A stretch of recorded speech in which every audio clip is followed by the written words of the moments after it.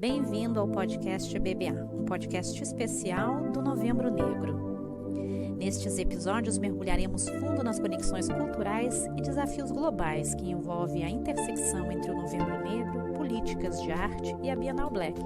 Vamos explorar como o tema fluxo se relaciona ao deslocamento de pessoas ao redor do mundo e como essas narrativas se entrelaçam ao trabalho dos artistas. Eu espero todos vocês nas nossas plataformas de streaming.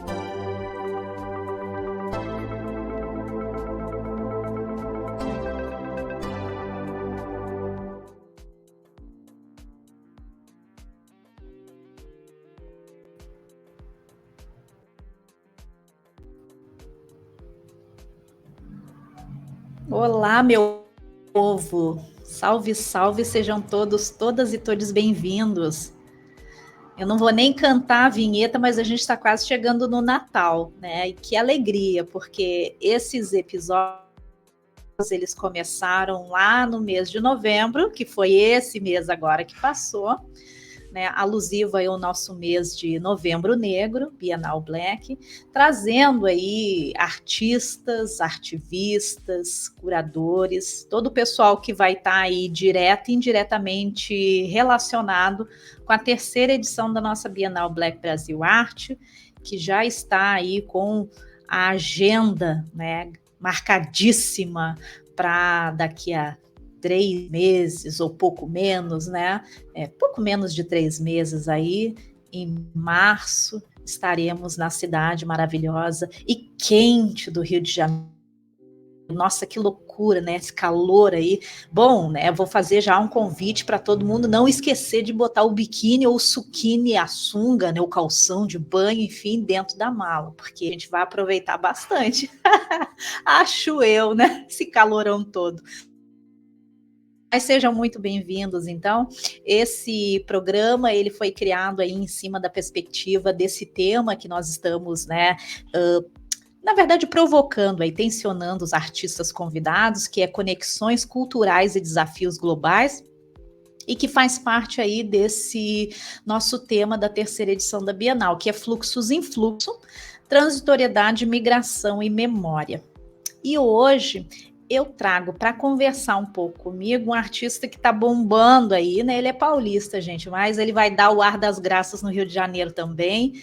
Ele está bombando aí em São Paulo, né? É um artista muito carismático, tive o prazer aí de ter aí algumas atividades, algumas trocas com ele. Ele me parece um pouco tímido, então eu não vou, né, me arriar tanto, né, como diz aqui no Sul, tá? Então eu trago comigo aí o Diogo Nogueira, vamos ver com ele, tudo bem? Olá, tudo bem, Patrícia? Bom dia, obrigado aí pelo convite. Seja bem-vindo. Eu não vou brincar muito, porque eu sei que você é um pouco reservado, né, ou um pouco tímido. Mais ou menos. Mais ou menos, né? Diogo, já vou fazer a pergunta aí, que eu digo que é uma pergunta de, né, $1 milhão, né? Alguns artistas precisam da ajuda dos seus terapeutas, mas quem é o Diogo, né? E conta um pouquinho para nós aí sobre como é que você se enveredou no campo das artes e por quê?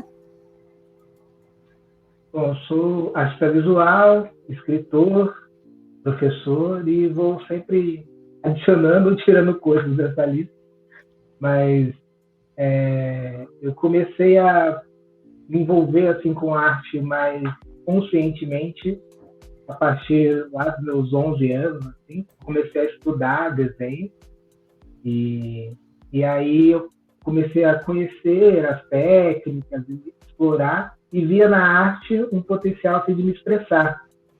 Então eu era sempre uma pessoa muito reservada, assim, então a arte para mim era esse caminho de escape para colocar minhas ideias, interagir, tentar entender o mundo, né?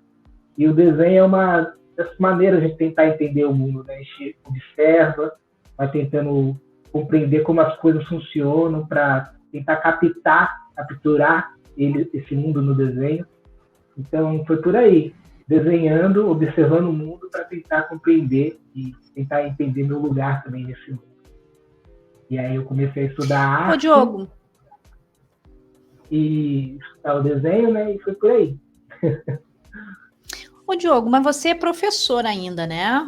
Ou foi, né? Você ainda tá lecionando, ainda é um docente, né? Como é que é na prática ministrar aulas de arte, que eu acho que é para ensino fundamental, né? Para criança.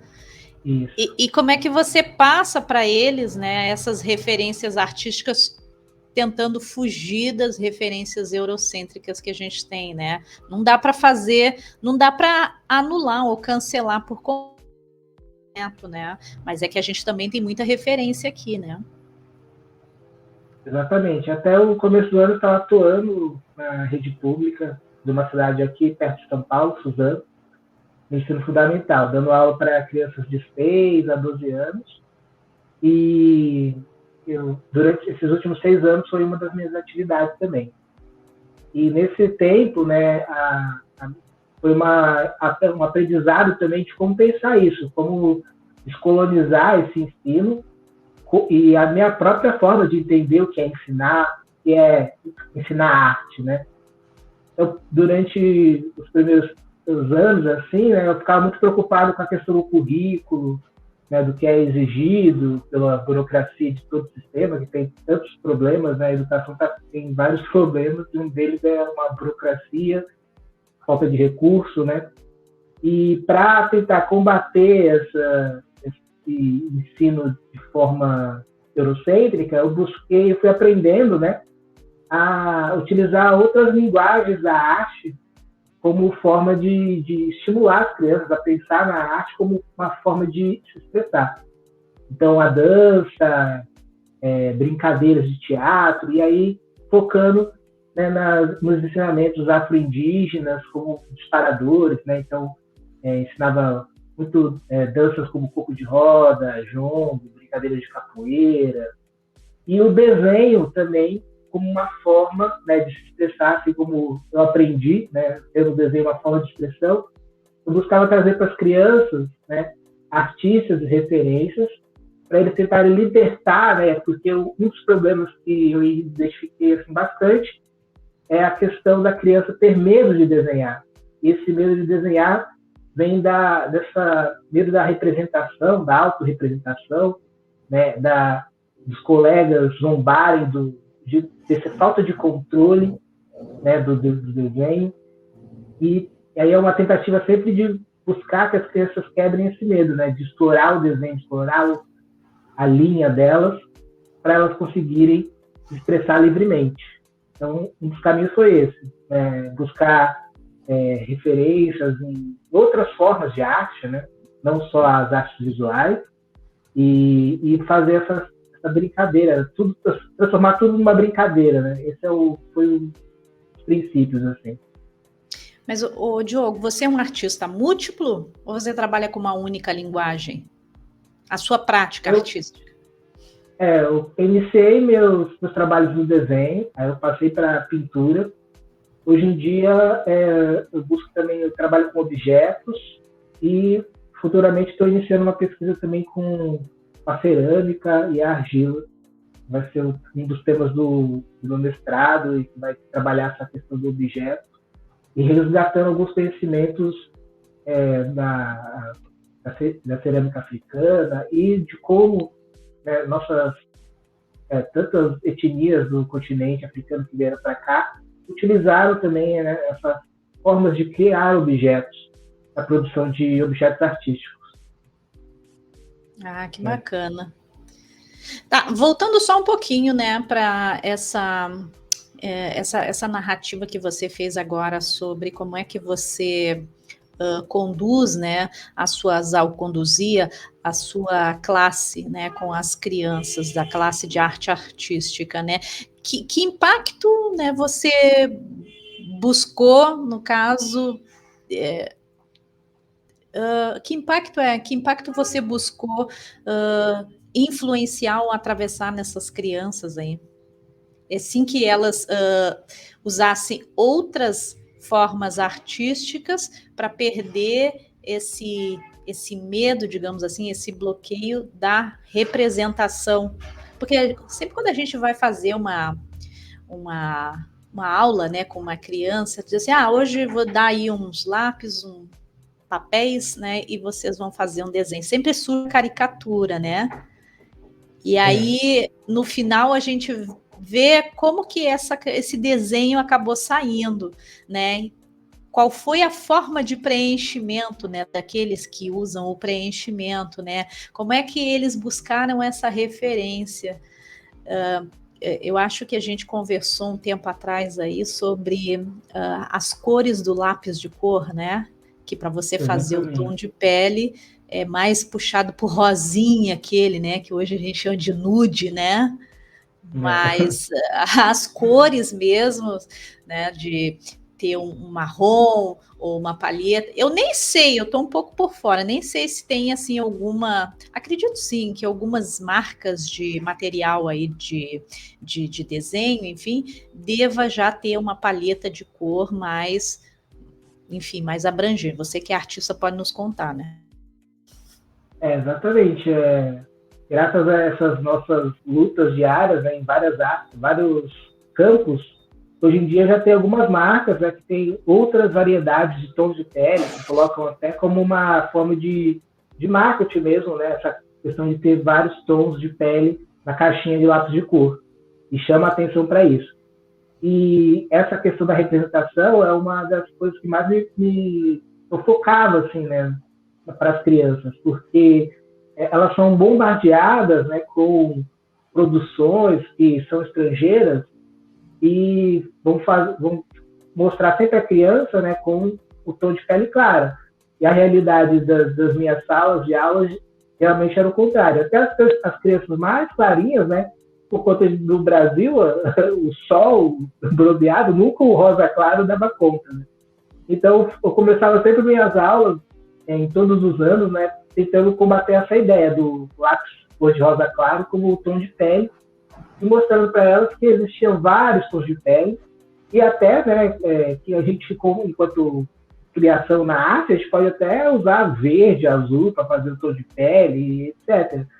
Né, explorar as cores, mas também pensar nessa representação, né, de como, e eu tentava buscar isso, né, mostrar para elas que como limitar o tom de pele ao rosa claro, que alguns professores, ou então eu aprendi em casa essa questão, né, limitar esse tom de pele ao rosa claro era também uma questão de racismo estrutural. E aí eu sempre buscava trabalhar esses temas do racismo, o que é o racismo, por que a gente está no Brasil, o que a gente chama de Brasil, né, que é esse território invadido, que a gente está aqui, que é um conflito, a gente está aqui. Então, era uma tentativa de tentar abrir a mente, né, das criancinhas e discutir esses momentos do que a gente passa, né? Que não que a gente é uma nação bem resolvida, que tudo é bonito, né, como o hino nacional prega, né, mas que a gente é um lugar em conflito, que a gente tem que resolver essas questões. E essa autorrepresentação, acho que é muito importante, porque perceber ali que você pode se colocar, se ver em outras, fora de si mesmo, é uma das maneiras de se reconhecer no mundo, né? Então, eu sempre buscava esse caminho, né, da autorrepresentação, de mostrar que a cor marrom, o marrom claro, bege, escuro, eram cores bonitas para se representar. E aí eu pegava referências de imagem, de artistas que trabalhavam isso, né, na fotografia, na pintura e no desenho. Trazia outras referências de produções que estão acontecendo agora, de desenhos animados feitos com pessoas negras, né, para as crianças reconhecerem também, verem essa produção, para elas terem essa referência e estimular elas a se representar do jeito que elas são. Você traz uma coisa que é bem interessante e importante, né? A representação, né? O ato de se ver.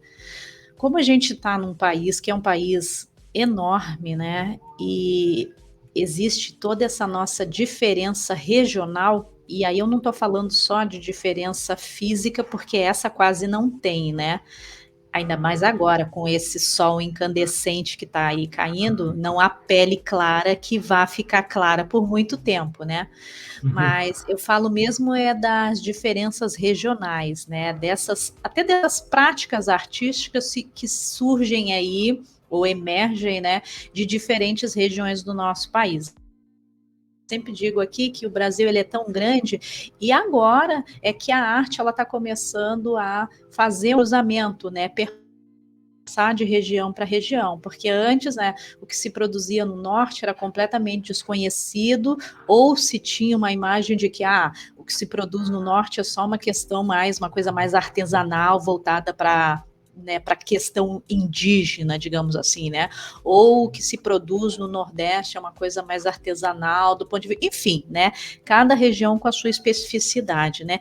E aí a gente pensando na questão da representatividade, onde, né, graças aí a alguns anos, né, um par de anos atrás, e incluindo aí os anos vindouros, assim eu espero, né, onde essa política da diversidade está ficando um pouco mais reconhecida, mais redesenhada dentro de um país que não tem essa igualdade racial como pregam fora, né?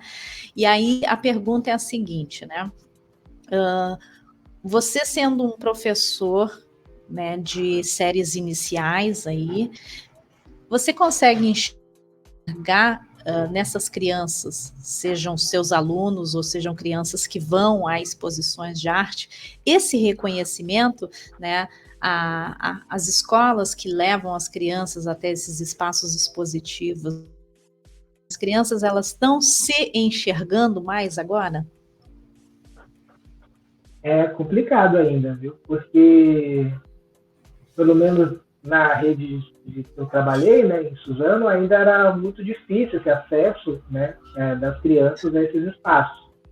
E muitas vezes o que tinha disponível, né, mais facilmente, ainda é uma produção que não tem tanta diversidade assim.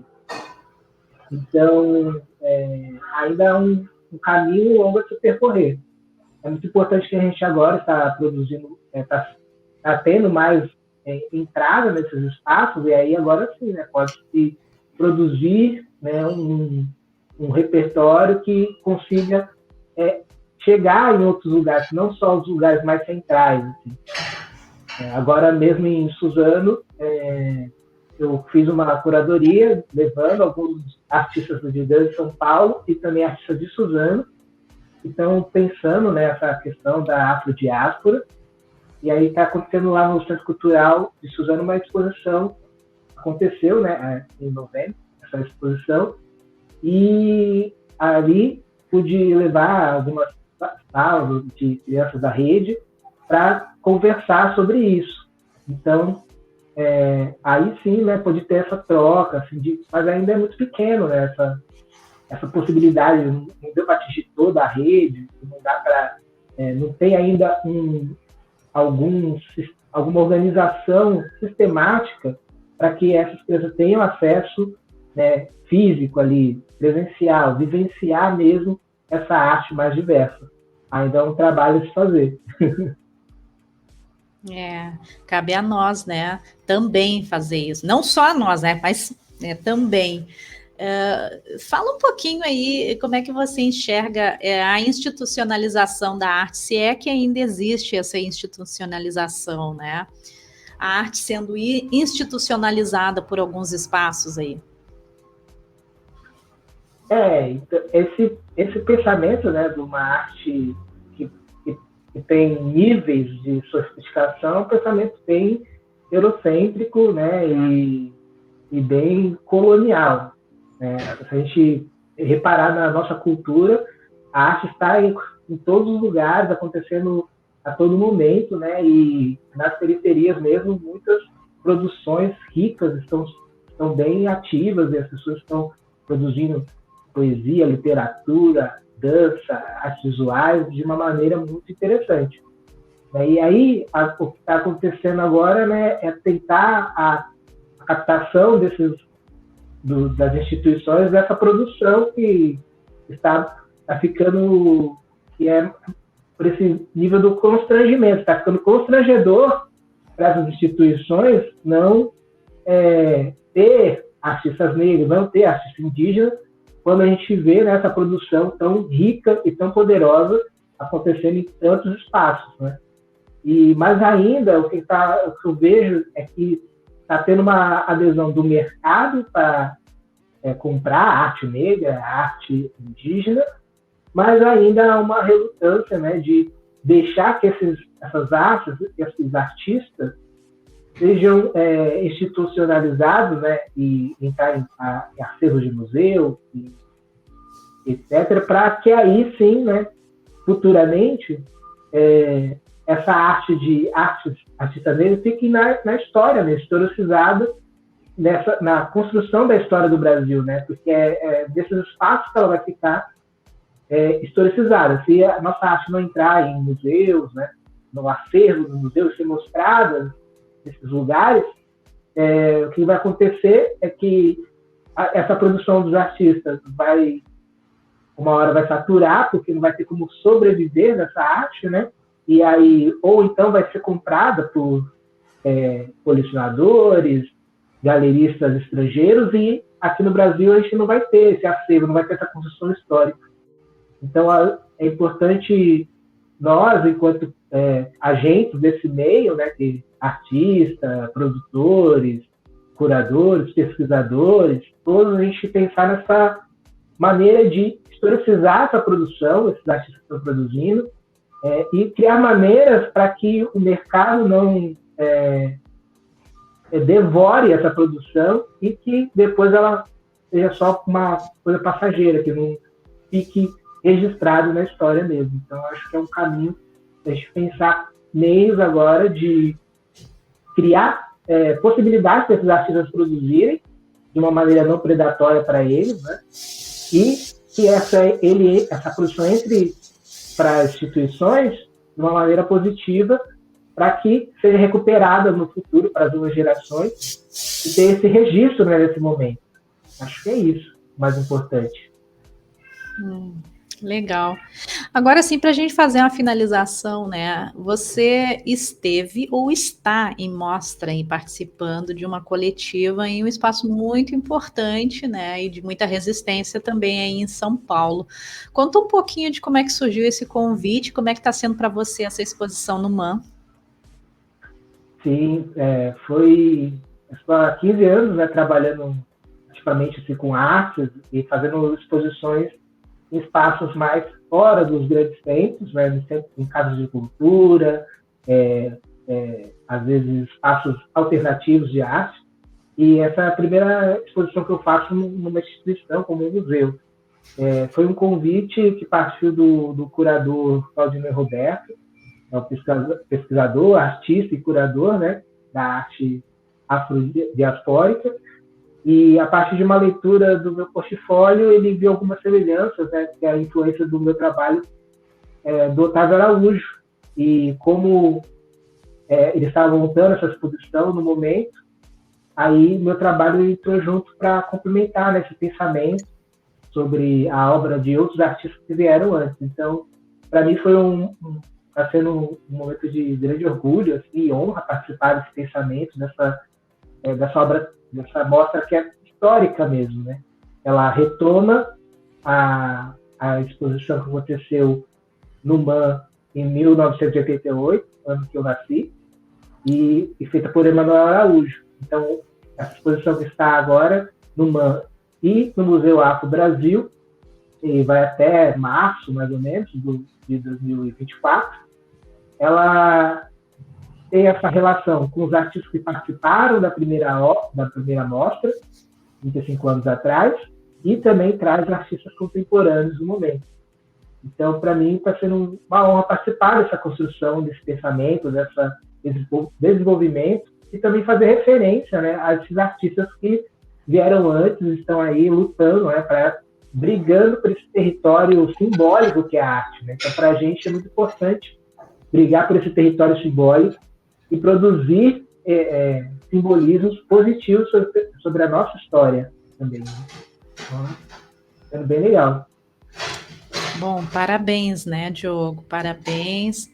vida longa aí aos trabalhos artísticos, né? O Claudinei, sim, é uma pessoa fantástica, né? Tem um trabalho extremamente relevante e importante, assim como boa parte aí dos pesquisadores negros que já estão aí atuando faz tempo, né?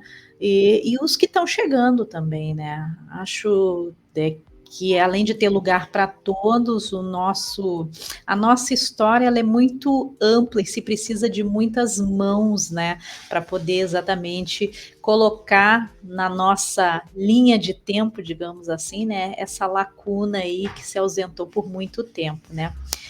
Bom, esteve comigo aqui nesses 30 minutinhos o Diogo Nog, né, que está ainda em cartaz, né, com exposição coletiva no MAN e no Museu Afro Brasil, né, todos em São Paulo. Então, já deixo aí, né, também o convite. Diogo vai estar conosco também na terceira edição da Bienal Black, é um dos artistas convidados, né, o que nos, né, dá bastante satisfação também. Então, eu espero te ver no Rio de Janeiro também em 2024, tá, Diogo? Muito obrigada por essa entrevista, para a gente poder saber um pouquinho mais sobre o seu trabalho, né? Muito obrigada. Eu que agradeço, Patrícia, vai ser uma honra participar dessa edição aí no Rio, vai ser bacana demais. Vai ser, todo mundo junto. Muito obrigada, viu, Diogo? Muito obrigado. É isso aí, né? Rapaz cheio de planos, né? Ele é simpático, ele é tímido, né? Não dá para brincar muito, né? Mas vê, né? Ó, cabeça, né? Tudo organizadinho ali. Tá com essas exposições aí em São Paulo, né? Merecidamente ele tem um trabalho muito bom, né? Então a gente vai poder ver uma parte, né, desse trabalho de pesquisa que ele desenvolve aí, um pouquinho, né, dentro da nossa singela Bienal Black o ano que vem, 2024. Vocês já sabem, mas não custa lembrar, esses episódios eles são gravados e vão ao ar sempre às quartas e aos sábados a partir das 10 horas, né? A nossa principal plataforma de streaming é o Spotify, mas você pode também achar podcast BBA em mais outras 10 plataformas. Alguns episódios eles também são gravados e transmitidos pelo nosso canal do YouTube. Acredito que vai ser esse também. Então, eu espero todos vocês aí ansiosa no próximo encontro, né, na nossa próxima entrevista. Então, obrigada a todos, todas e a todos que ficaram aqui conosco e até a próxima.